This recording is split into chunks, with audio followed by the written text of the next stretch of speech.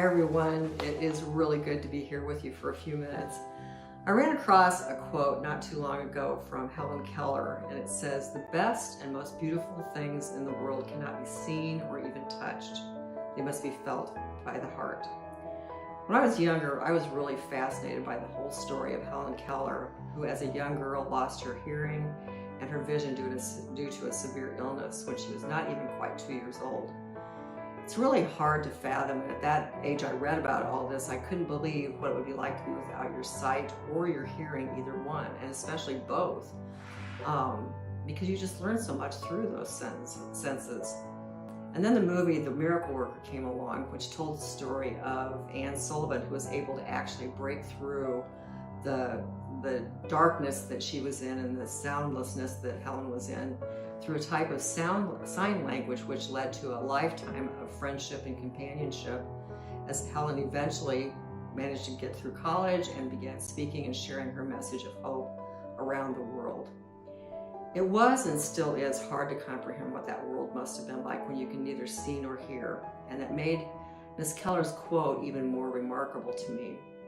We're so attuned to experiencing the world through those senses, and especially our five senses altogether, that even lacking one or two of them, and two that are the most crucial, would prevent us from experiencing the most beautiful things around us. We just wouldn't have that same kind of experience. Of course, we know that there are all kinds of things we'd rather not see or hear, like hearing our kids or grandkids bickering in the backseat of the car, or the destruction that the derecho brought to our city like 6 years ago. And yet, there are things that we can experience even more richly and deeply if they're felt within our hearts and not so dependent on our physical senses. Certainly, there's that love that we feel for our families and how precious it is in our hearts when we're not even anywhere near them within sight or sound. There's also that time of joy that fills our hearts when we get closer and closer to home, no matter how long we've been gone. It's not the particular sights that we think of or the things that we might hear, but just the being at home. Our hearts are so full in those moments, knowing that love and happiness that will surround us when we're right back where we should be.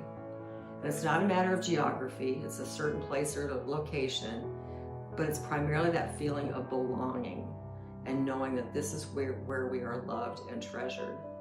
The beauty that fills our senses in these moments isn't because of what we can physically see or hear, but because of how our heart just sings, because we know that we'll be with the people and places that we love and where we are loved. All of this makes the hope of heaven, which is that time in which we'll see our Savior face to face, even more beautiful.